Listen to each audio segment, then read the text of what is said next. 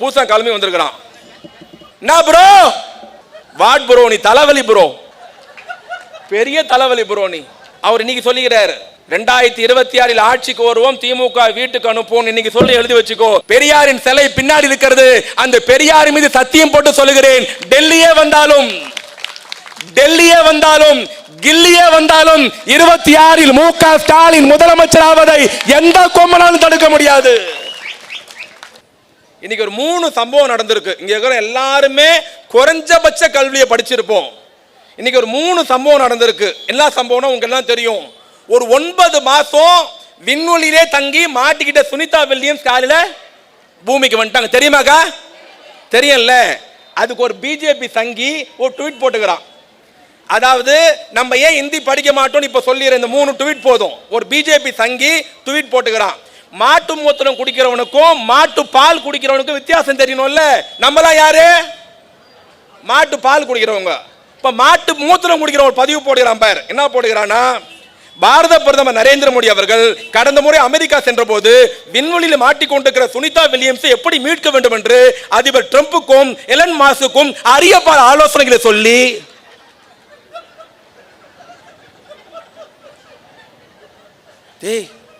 ஒரு நியாயம் இல்லையடா,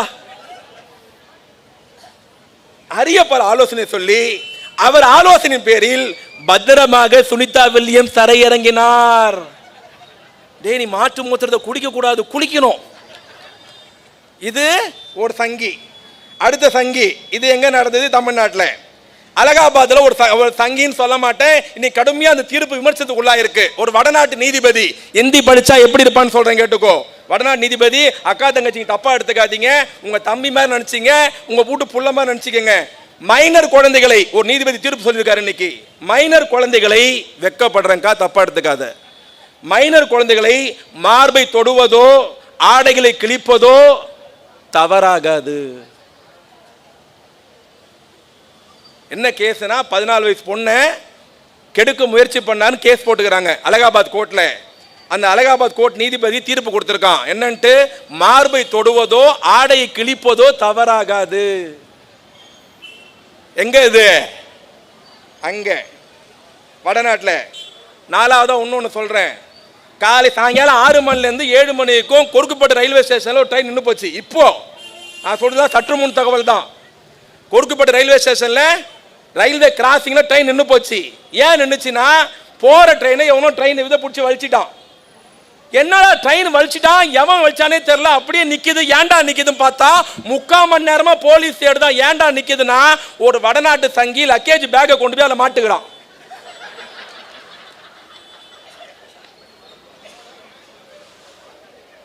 ஐயா சாமி, ஹிந்தி வேணாடா. எப்படி? இதெல்லாம் அநியாயம் இல்லையாடா? ஒருத்தன் சுனிதா வில்லியம்ஸ்க்கு மோடி தான் ஐடியா கொடுத்தாருன்றான், ஒருத்தன் தொட்டா தப்பு இல்லைங்கிறான், ஒருத்தன் நடன லக்கேஜ் பேக் கொண்டு போய் செயின்ல மாட்டுக்கிறான். ஐயா, இதெல்லாம் ஹிந்தி படிச்சவங்க நிலைமை. நமக்கு ஹிந்தி தேவையா? சத்தமா சொல்லுங்க, தேவையா? இன்னும் உங்களுக்கு புரியுற மாதிரி சொல்லிட்டு கடைசியா ஒன்று சொல்லிட்டு போயிடுறேன். இப்பெல்லாம் இப்போ பிரச்சனை ஓடுனுக்குது, ஹிந்தி படிங்க. அவங்க சொல்றாங்க நம்ம படிக்க மாட்டோன்றோம், படிக்கலாம் காசு தர மாட்டேன்டான். நீ கொடுக்கலாம் பரவாயில்லடா, தமிழ்நாட்டை எப்படி ஆட்சி செய்யணும் தெரியும்டான்ட்டு தமிழ்நாட்டு முதலமைச்சர் ஆட்சி பண்ணிட்டு இருக்காரு. இதுல இருக்கிற பாதி வீட்டு பிள்ளைங்க கான்வென்ட்ல படிக்கிறதா இருக்கும். ஓப்பனா ஒத்துக்கிறேன். பாதி பிள்ளைங்க கவர்மெண்ட்ல படிக்கும்.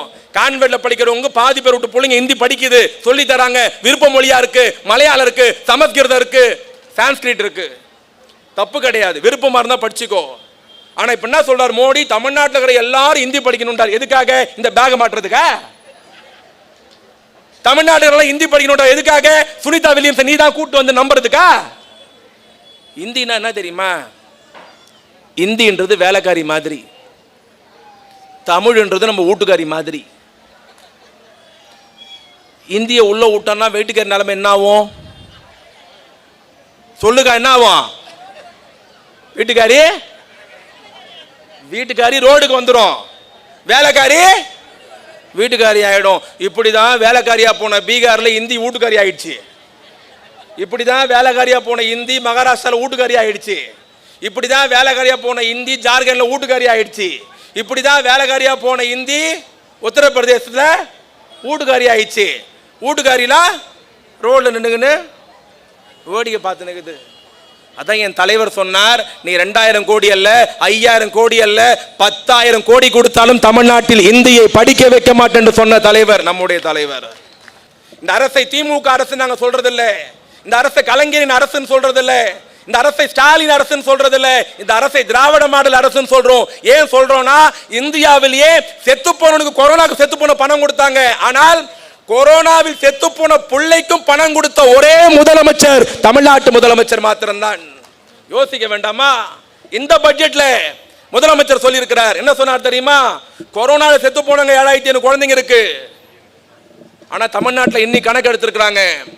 தமிழ்நாட்டில் மொத்த தமிழ்நாட்டில் 50,000 குழந்தைங்க அப்பா அம்மா இல்லாம இருக்கு.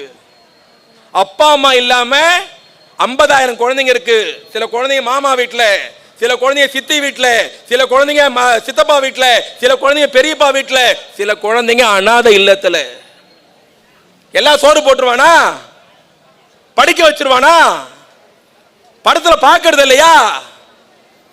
பெரியவில்லை தாய்மகளே, எந்த குழந்தையும் ஊர்வலம் போல, எந்த குழந்தையும் ரோடுக்கு வரல, எந்த குழந்தையும் லெட்டர் எழுதல.